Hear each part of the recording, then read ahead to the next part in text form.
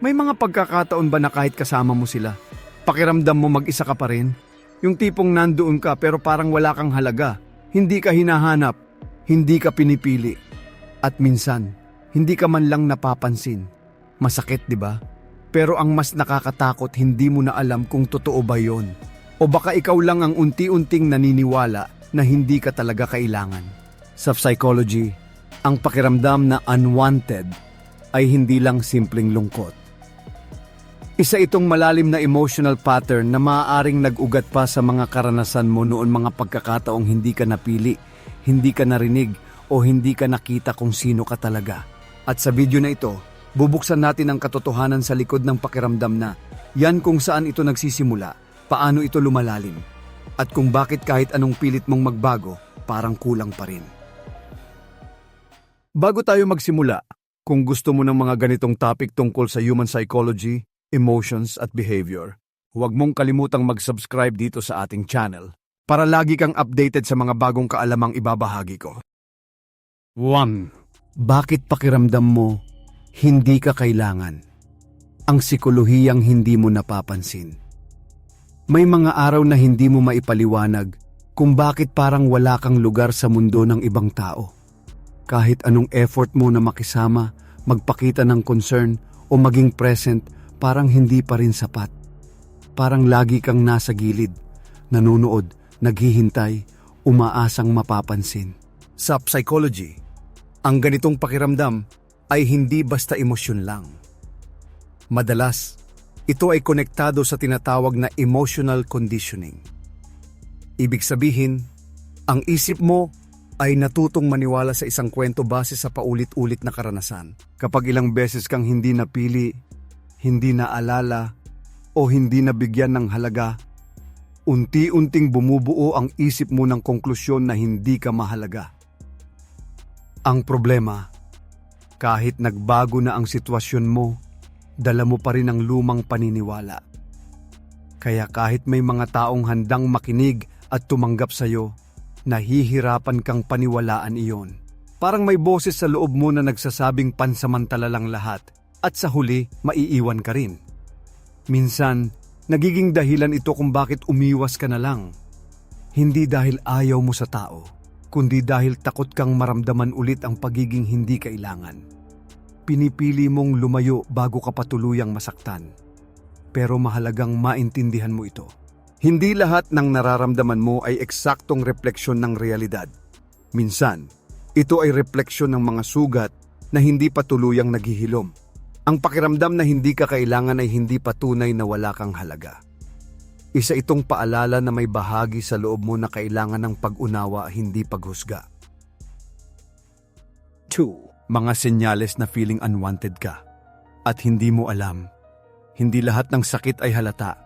Minsan, hindi mo napapansin na unti-unti ka nang naaapektuhan ng pakiramdam na hindi ka kailangan. Hindi ito laging malakas o dramatic.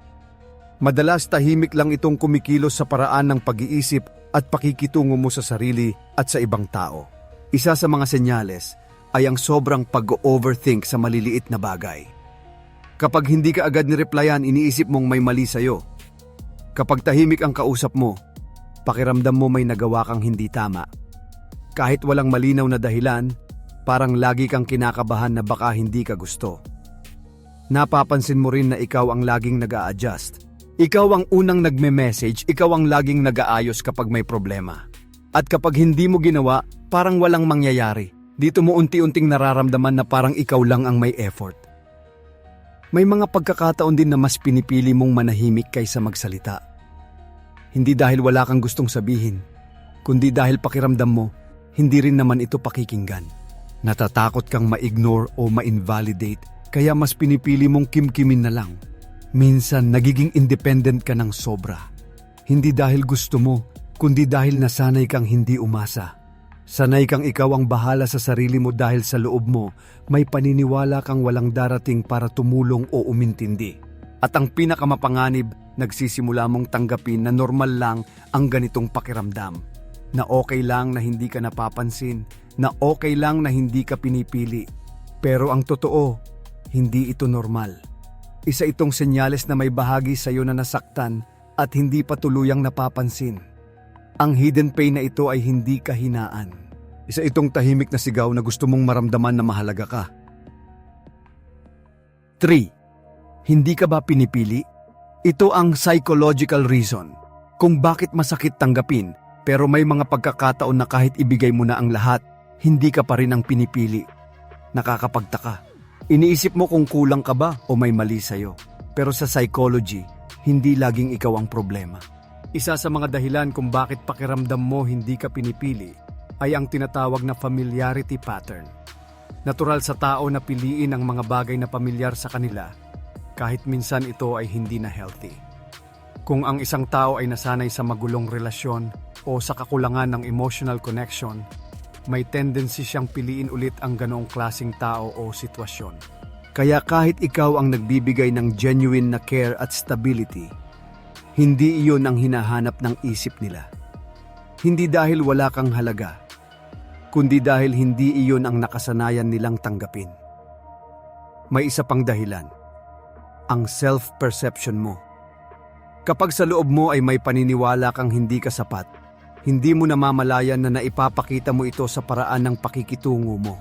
Minsan, nagiging sobrang available ka, sobrang nagbibigay, o kaya naman nagiging takot kang ipakita ang totoong nararamdaman mo. At ang resulta, hindi mo na ipapakita ang tunay mong halaga. Sa ganitong cycle, mas lalo mong pinapatunayan sa sarili mo na hindi ka pinipili kahit hindi mo intensyon. Ang hindi pagpili sa iyo ng ibang tao ay hindi sukatan ng worth mo. Minsan, ito ay resulta ng sarili nilang pattern, takot at limitasyon. Hindi mo kontrolado kung sino ang pipili sa iyo, pero may kontrol ka sa kung paano mo pipiliin ang sarili mo. 4. Pakiramdam mo extra ka lang. Heto ang totoong dahilan. Ayon sa psychology, may mga sandali na kahit kasama ka sa grupo, pakiramdam mo hindi ka talaga bahagi. Nandyan ka, nakikinig, nakikisabay, pero sa loob mo, parang extra ka lang. Parang kahit mawala ka, walang magbabago. Hindi ito simpleng insecurities lang. Sa psychology, may tinatawag na belongingness need. Isa ito sa pinakamahalagang emotional needs ng tao. Gusto nating maramdaman na kabilang tayo, na may lugar tayo, na may halaga tayo sa buhay ng iba. Kapag hindi ito na-meet, nagsisimula ang pakiramdam na parang hindi ka kasama. Kahit wala namang direktang nagsasabi na hindi ka welcome, ang isip mo ang nag-feel ng kakulangan.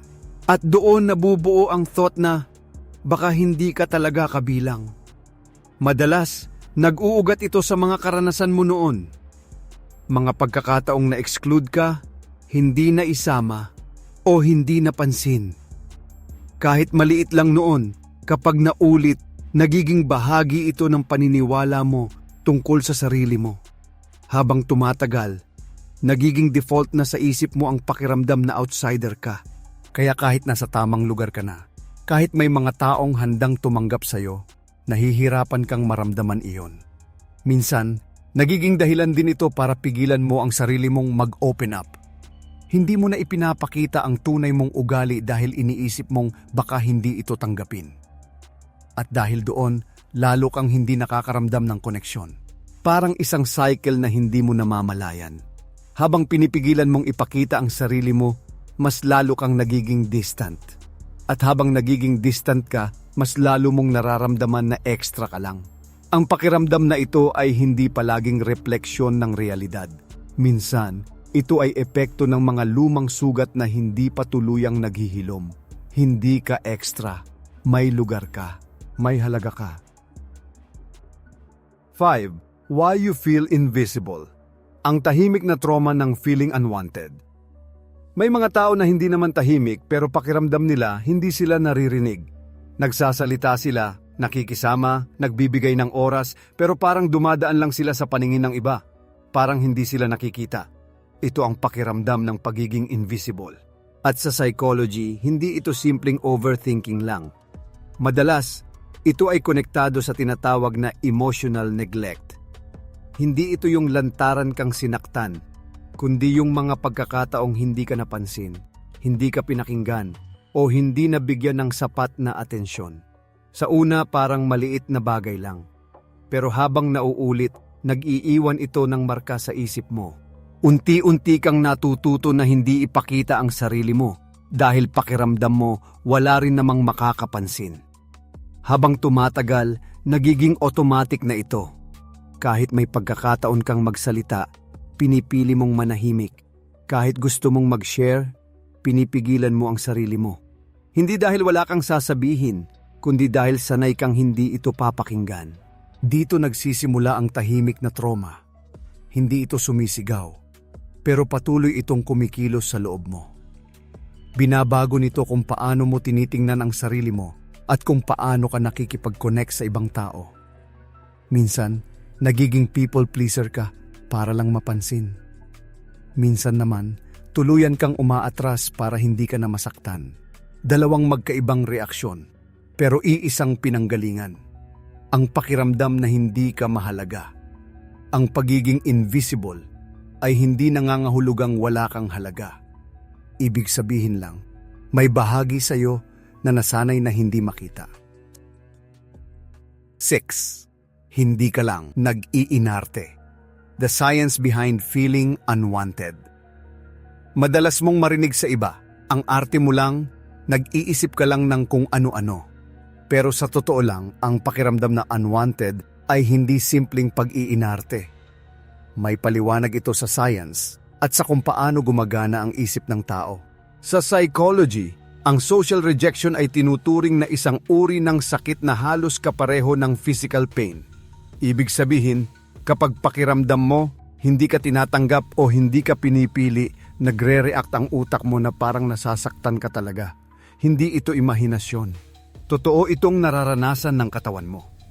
Kapag paulit-ulit mong nararanasan ang ganitong sitwasyon, nagiging sensitibo ang isip mo sa kahit maliit na senyales ng rejection. Isang hindi agad na reply, isang malamig na tono, o simpleng hindi pag-aya ay nagiging malaking bagay sa pakiramdam mo. Dahil dito, nagiging alerto ka palagi. Parang laging handa ang isip mo na protektahan ka sa posibleng sakit. Minsan, inuunahan mo na ang sitwasyon. Lumalayo ka bago ka pa iwan. Tumatahimik ka bago ka pa ma-ignore. Ito ang tinatawag na defense mechanism. Hindi ito kahinaan.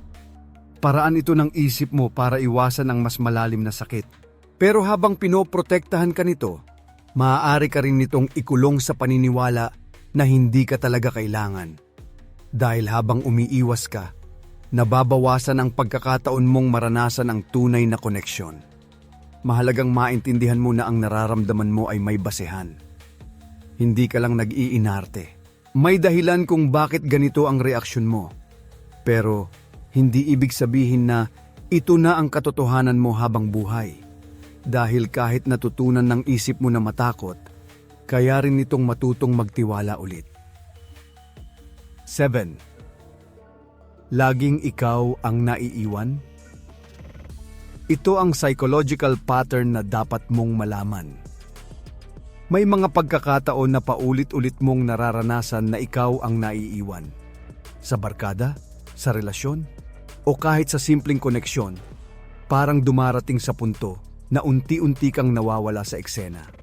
At ang tanong na bumabalik sa isip mo, bakit laging ganito ang nangyayari sa akin? Sa psychology, may tinatawag na repetition pattern. Ito yung tendency ng isip na ulitin ang pamilyar na karanasan, kahit ito ay masakit o hindi maganda. Kung nasanay ka sa pakiramdam na iniiwan o hindi pinipili, may posibilidad na hindi mo namamalayan na napupunta ka sa mga sitwasyon na pareho ang ending. Hindi dahil gusto mo, kundi dahil ito ang nakasanayan ng isip mo. Parang mas komportable ka sa pamilyar, kahit ito ay masakit kaysa sa hindi mo pa alam. Minsan, napipili mo ang mga taong emotionally unavailable. Yung mga hindi consistent, hindi klaro, o hindi kayang ibigay ang kailangan mong atensyon. At kahit may mga red flags na, umaasa ka pa rin na baka magbago sila. Sa kabilang banda, may pagkakataon din na ikaw mismo ang unti-unting lumalayo. Dahil sa takot na maiwan, nagiging guarded ka. Hindi ka masyadong nag-open up, hindi mo ibinibigay ang buong sarili mo. At dahil dito, nahihirapan ang ibang tao na makabuo ng malalim na koneksyon sa'yo. Sa ganitong cycle, parang pinapatunayan lang ulit ang paniniwala mo na ikaw ay naiiwan. Pero ang totoo, ito ay pattern na pwede mong maputol.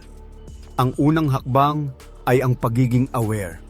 Kailangan mong makita kung paano ka pumipili ng tao at kung paano ka kumikilos sa loob ng relasyon.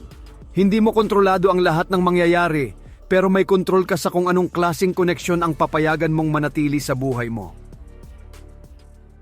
8. From ignored to invisible. Paano nabubuo ang feeling unwanted sa isip? Minsan, hindi mo namamalayan na unti-unti ka nang nawawala sa paningin ng ibang tao. Hindi ka nila sinasadya pero sa dami ng hindi napapansin, nararamdaman mo na parang wala ka sa paligid. Ang simpleng pagiging ignored ay maaaring maging invisible sa mata ng isip mo. Sa psychology, may proseso ito. Kapag paulit-ulit mong nararanasan na hindi ka pinapansin o hindi binibigyan ng halaga, ang utak mo ay natututo na ito ay normal. Unti-unti, ang simpleng pagkakalimot o pagiging hindi pinapansin ay nagiging pattern sa isip mo at nagbubuo ng paniniwala na hindi ka kailangan. Ang masalimuot na bahagi nito ay kapag ang paniniwala na ito ay internalized. Nagsisimula kang magduda sa sarili, nagkakaroon ng takot na ipakita ang tunay na sarili, at minsan ay umaatras ka na lang sa mga tao. Ang hindi mo alam, ito ay self-reinforcing. Habang mas iniwasan mo ang iba, mas lalo kang nawawala sa kanilang mundo at mas lalong lumalakas ang pakiramdam na unwanted ka. Minsan, kahit may mga taong handang tanggapin ka, nahihirapan ka pa rin maniwala. Ito ay epekto ng nakaraan mga sugat at karanasan na hindi pa tuluyang naghihilom.